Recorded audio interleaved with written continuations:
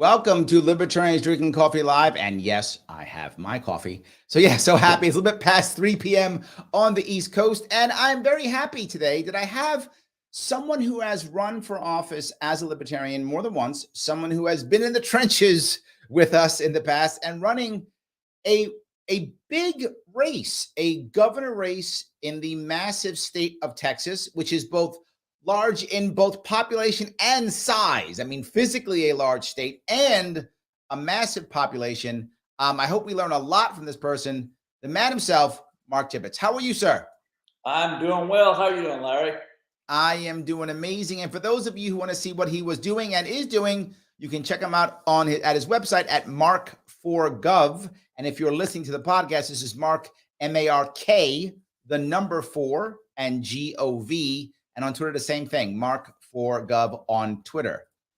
Mark, I have to ask you, I guess, the big question, which is there are many ways you could have made impact in the liberty movement, many things you could have done, but you chose to go do the massive task. And look, I'm guilty too. I ran in New York, so I'm guilty too. But I'm asking you, why did you decide to do this one, the run for governor of Texas? Well, I as you know, I ran in 2018 and Yep. I ran in 2022. The reason that I decided to run in 2018 is, and I hope this is not taken the wrong way, the people that we had for candidates, while they were good people, they were good activists. I just felt we needed something more at the top of the ticket, and other people in the party felt we needed something more. And it took me a long time to make up my mind, and I've sort of pushed into it. So, but it was that. It was to represent the party, to do it justice as much as we can with the limited resources that we can. You know what I'm talking about. I mean, I do. And look, to be forward, being the small party that we are, we lack talent. We lack enough bodies who can do the things that need to be done. We have a lot of talented people. We just don't have enough of them. We just don't have enough, right? We could use 10 times the number of talented people that we have. We just don't have them. They either quit or they go to other parties or they say, I'm not going to do it. So sometimes the people who do step up are doing it because they want to, but they're really not ready for it. Like they're not ready for it. They're not bad people. They're just not ready for it. I totally get what you're saying. And you felt like the people who were stepping up were motivated and wanted to, but they just weren't ready for it. Well, and I think a lot of people would ask me, I mean, you're not going to win. You're going to take a beating. Why? And I revert always back to my father, who served in World War II. And he was in the Navy. And he would always tell me, we have to fight for our liberties and our freedoms. We have to fight for them. We will probably never achieve true liberty and true freedom until the day we die. The best that we can hope for is have the freedom and liberty to fight for it. That becomes your freedom and liberty, is the fight itself. Got it. And a lot of people, I tell a lot of people, they'll ask, which is the best way to fight for liberty and freedom? And the answer is, there's no wrong way. There's only wrong reasons. And you and I see this, Larry, all the time in the party and elsewhere. There's just wrong reasons for doing it. Right. And that creates tension and stuff. It is the reasoning, not the fight itself. I got it. Well, I'm glad you ran in 2018. So now 2022 comes. Is it the same reason or a different reason? It was a combination of different reasons. It was the same reason as far as my own personal goals, my reasoning. But it was another reason because the Democrats and Republicans, they can work together when it's, as you can attest to this, they can work together when it's to keep us off the ballot. Oh, So, yeah, they're good at that. well, they're good at that. And they will say, it's a bipartisan issue. No, whenever you hear the word bipartisan, run, because it means they're really coming to get you. Right, right. But they said that it was a bipartisan issue, and is what they did is they made it so that anybody who wanted to run for governor had to pay a filing fee of close to $4,000. Wow. Okay. If you wanted to even run in your own party. Wow. The argument was everybody had to pay it. Well, except here was the difference. If you were a Democrat, you paid it to the Democratic Party. If you were a Republican, you paid it to the Republican Party. You went to when I went to file my filing fee, there was other people there, and they were at the Secretary of State's office. They were sent to the DNC or the RNC office to pay their filing fee. I paid my filing fee at the Secretary of State's office, which then turned around and used those funds to run the primaries of the Democrat and Republican Party. Of course. Yes. So not only were we paying a filing fee, but it was going to the Democrats and Republicans. We got zero. We still had to pay for all of our convention and everything. Of course.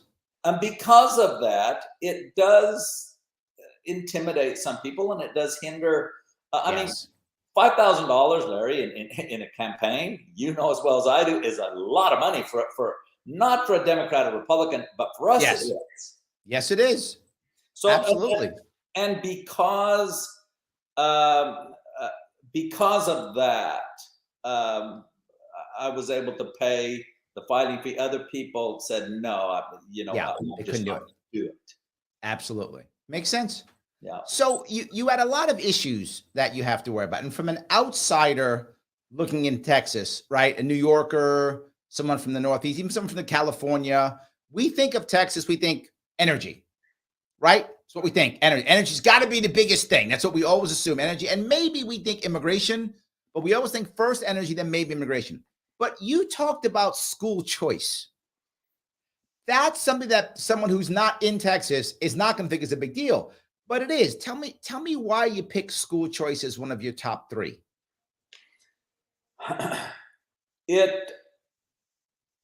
The main reason is as you know, we have to return the power to the people. Okay. There is no better way to return the power to the parents, to re-empower them, return to them what rightfully belongs to them, of choosing where they can send their students to school. In Texas, we have a unique situation where our Constitution mandates that the state provide for a free and efficient education. However, it does not mandate that the citizens be educated by the state. Oh, interesting. I'm going to check. I need to check my Constitution, because our Constitution is probably pretty similar to that. You made me rethink now. Yeah. And the thing is if the state is mandated to provide for it and they tax for it, that money should follow the student. Now, is what that does is that empowers the parents to be able to send, and it empowers the student.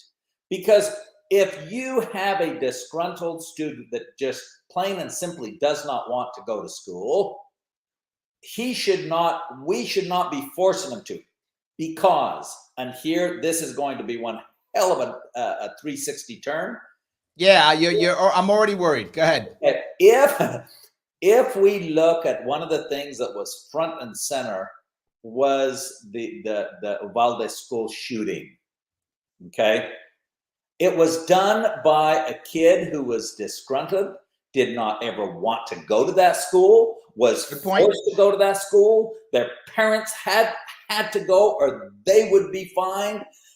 So if in that instance, in that situation, if he was not forced to go to that school, if his parents was not forced to send him to that school, it could have been, and I'm not saying it's a be No, all. no, no. I'm with you. But it is not. The parents are now not forcing their children to go where they do not want to go. Okay, so hold on. I'm going to be clear on what you're saying. You're not saying the kids shouldn't be educated. No. You're saying the kids shouldn't be forced to go to a specific school. Correct. Got it. Okay, just want to clarify that. And let's be clear about this. It's not, or it should not be, the state's responsibility to look out for the moral education of our children. That is a parent right.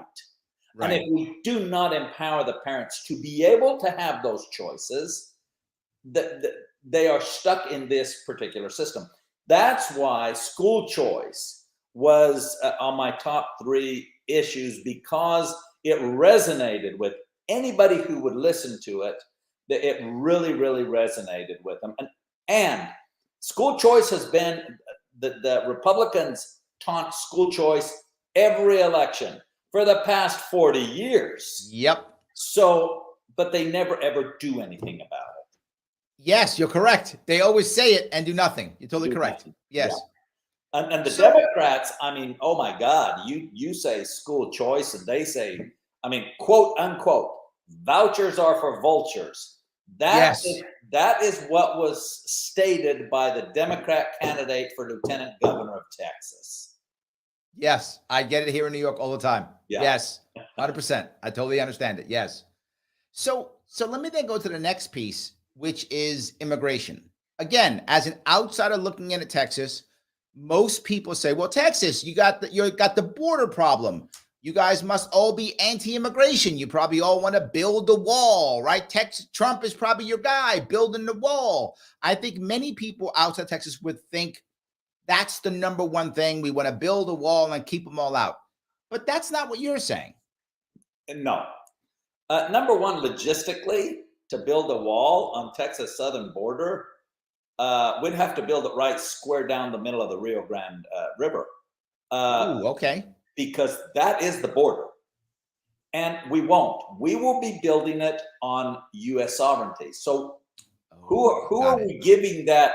By the time anybody tries to get over a wall, they're already in Texas. So the wall is just, and there is other technologies. I am by no means for open borders. I think every country has a right to its sovereignty. Every country has a right for its borders to be respected. I just think that we need immigration. We all come from immigration, or we wouldn't be here. We need to facilitate it to make it easier for hardworking people to enter the United States. And is all we hear about, and you see it, Larry, I see it, is all anybody in New York hears about is we're letting in drug dealers and rapists, right? And murderers, and that accounts for 1/10 of 1%. Right. But what about all the 99 others? Is if you do a poll, which has been done, of all the immigrants, is all they're asking for is a job. And most of them can find jobs here. I mean, I don't know what the workforce is in New York, but here in Texas, we cannot get laborers fast enough. The construction industry hurt. Everything is hurt. And but it is a political hot potato that needs. Well, let me touch New York for a second. In New York City, one of the reasons why New York City is a sanctuary city is the city relies on immigrant labor for everything. We are a massive, tourist industry city. Our city is all about tourism, which means hospitality, all immigrants, right? The labor force, all immigrants. Cleaning services, all immigrants, right? This city functions on immigrant labor, right? Even there was a time when you wouldn't even find servers who were immigrants. Most of our servers were native born, but all of the back office were immigrants. Now you half our chefs are immigrants, half our wait staff immigrants. So even that's moved. I think you're right. New York City has to survive in that. We couldn't. There are certain counties that if they didn't have immigrants, the world wouldn't end. But when it comes to New York City, literally the city would shut down. You couldn't go to work. No way. Well, and here in Texas, even the more rural counties depend on their immigrant workers. Uh, Mm, I mean, for the ranches and the farms and even the small mom and pop operations, they all depend on migrant workers. right. So when you brought up school choice in Texas, I can see how parents would be like, okay, this makes sense, right? Generally speaking, okay, I get it. When you brought up your immigration idea, was that generally popular in Texas? Generally not popular in Texas? Where were the population on that? I hate to say this, but it depended on the level of, I hate to use the word ignorance, but the level of media indoctrination of the people that I was Hmm. talking to. Um, Okay.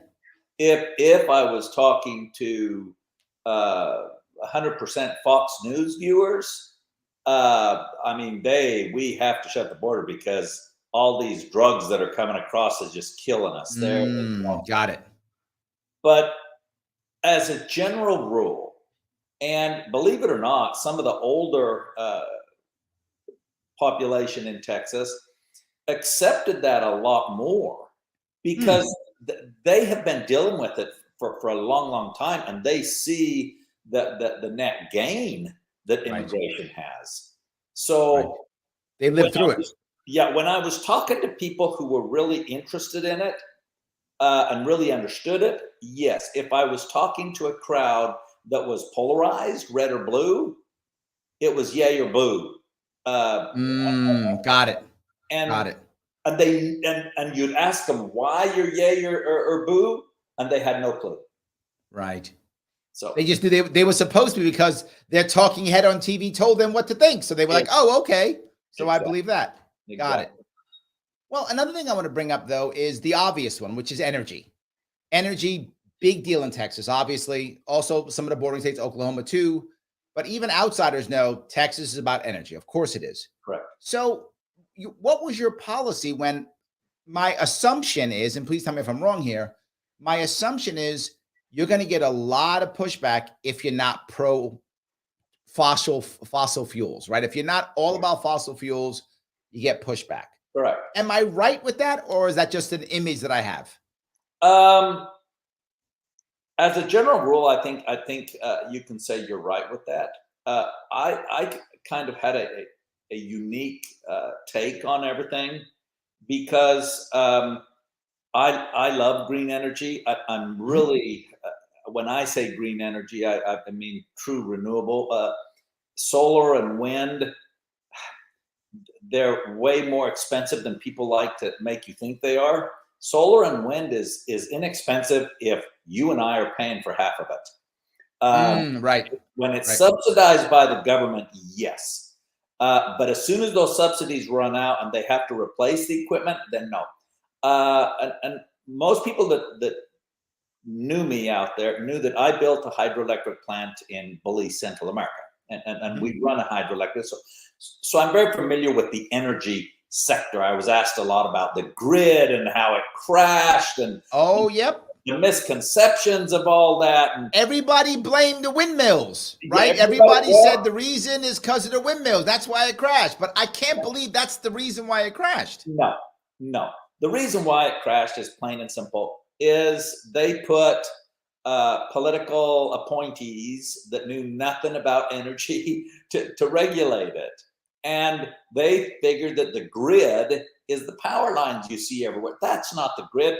That is one portion of it. Mhm. You still have the generation, which is the biggest portion of it. And if we would, as far as the energy goes in Texas, yes, one of the things that I would say should go through all the states, we need to get the federal government out of the energy business. They have absolutely Hmm. no business regulating how Texas runs it. But hold on. Now this is the what I heard, right? So again, you're going to correct me, but I'm going to tell you what people think.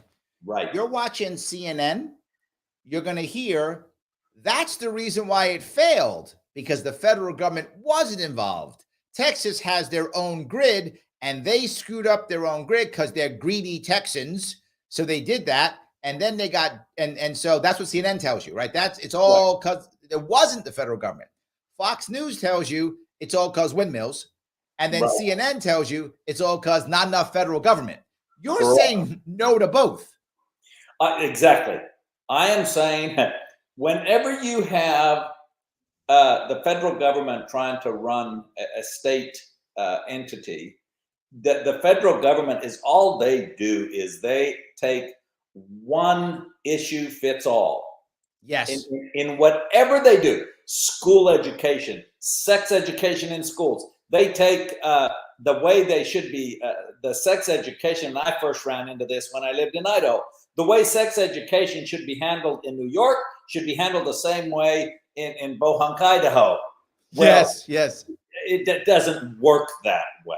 So, but Texas knows more about regulating its own energy, oil and gas and all that than the federal government does.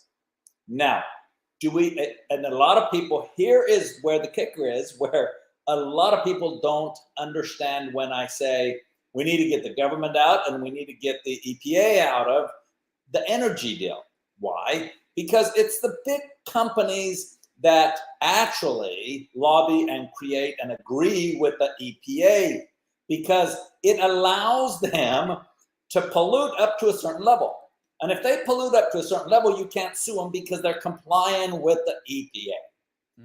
But to get the EPA out of it, then you can, and the one thing that big companies, having done it many times, the one thing the big companies fear the most is big lawsuits and punitive damages on lawsuits. Right. If you put them that have a pass go card that say, I'm complying with the EPA, you can't sue me. I can put that many tons of deal. You can't sue me, even though it is damaging you. Right. The people that get it.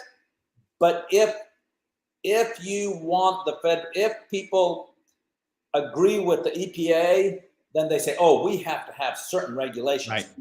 We don't. People don't understand that the EPA actually protects the company. Who lobbies and puts all the EPA rules and regulations in place? Not the common man. We can't afford it. It's the big companies. They say, I want to be able to pollute 50 million tons or whatever the heck it is. And above that, yeah, fine me. Right. And they have got a pass go card because now they can pollute up to a certain amount without being sued. There we go. And that's why you often see they say they agreed to a settlement, but admitted no wrongdoing. Oh, yes. Exactly. Even though like people died or got hurt, then go, but I didn't break the rules, so I didn't do anything wrong, even though I hurt people. Exactly. Yes, I got it. Wow. Thank you for that, Mark. I appreciate that. Let me ask though, I mean, do you feel that you got out there, you met people, what kind of impact do you think you've had, across the state or in a local area, either one? What kind of impact do you think you've had? In the areas that we were freely allowed to go in, because the place that you make the most impact is in colleges and high schools. Ooh, I like that. Where they're getting ready to vote. Yep. We actually had not a debate, but a gubernatorial forum in Dallas at the very beginning. And of course, the governor himself, Greg Abbott, never showed up, but Beto O'Rourke did. And we went round and round. And when it was all said and done, I would have to say 70% of the students right then and there would have voted for me over Beto O'Rourke. That's amazing. So good.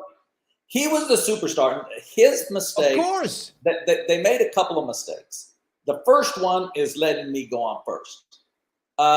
Because I told all the students, I said, by the way, I'm just a warm-up act. Your superstar will be behind me.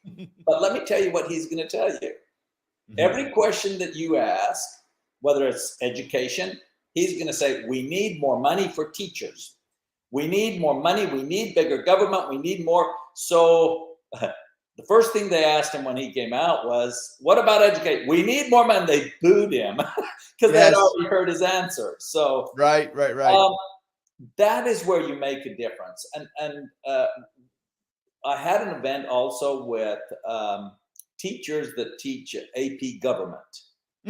Okay. And there was a whole bunch of teachers got together. I don't know what the event was, but all the gubernatorial candidates were invited. I was invited to speak for about 15 minutes and then answer questions for about 15 minutes. 3 hours later, I was still there answering questions for them. Wow, that's amazing. That's where you have an impact. And I was asked if I would go to some of their classes, if I was absolutely. That's where you make an impact, because you plant seeds and you never know which ones are going to grow and bear fruit. Right, That's all you can do. I love that. Well, I want to grab a couple of comments if I can. Daniel says, carbon credits are the modern sale of indulgences. What do you think about that, Mark? True. I have looked into carbon credits for various different reasons, and I agree. Carbon credits are basically a trade-off.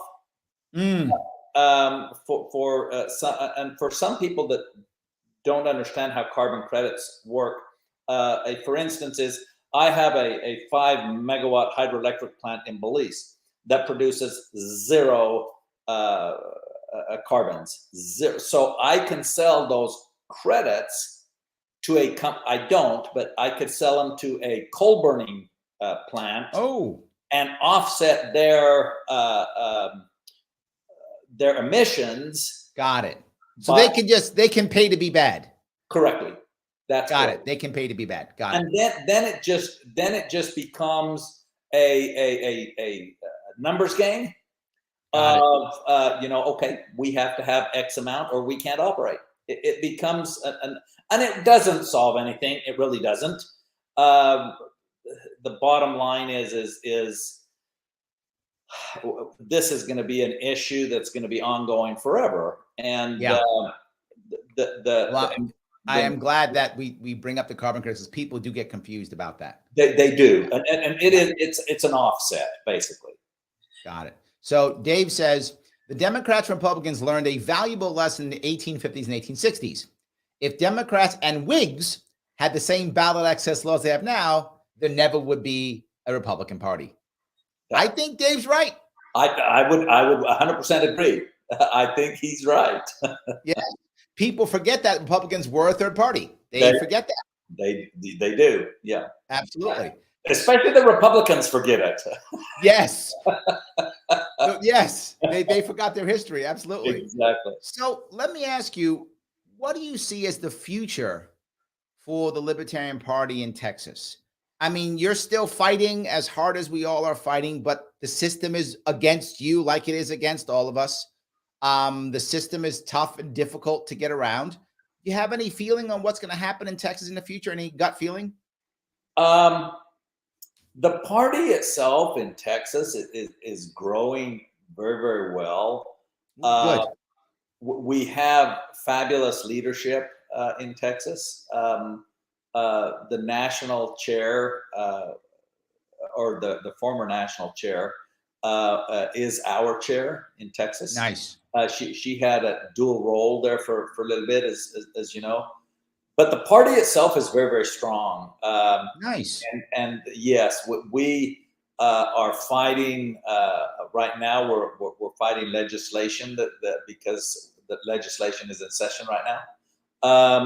And we have a lot of good people fighting the fight, and they understand that their freedom is their ability to fight for freedom. And they right now they seem to get it. The party has had its ups and downs, but we're in a good position. I feel very, very positive about the Libertarian Party itself right now. Awesome. That's great to hear. Well, if you're watching here and you want to see more of what Mark is doing, head over to his website. It's mark4gov.com. And if you're listening to the podcast, MARK, the number 4, Gov, Mark4Gov. And on Twitter, follow him on Twitter at the same thing, Mark4Gov. Mark, I want to say thank you so much for giving me a half hour of your time today. I appreciate it. I appreciate your time. And always I appreciate you and your friendship, Larry. We are rocking and rolling. Everyone else, thank you so much for watching. I will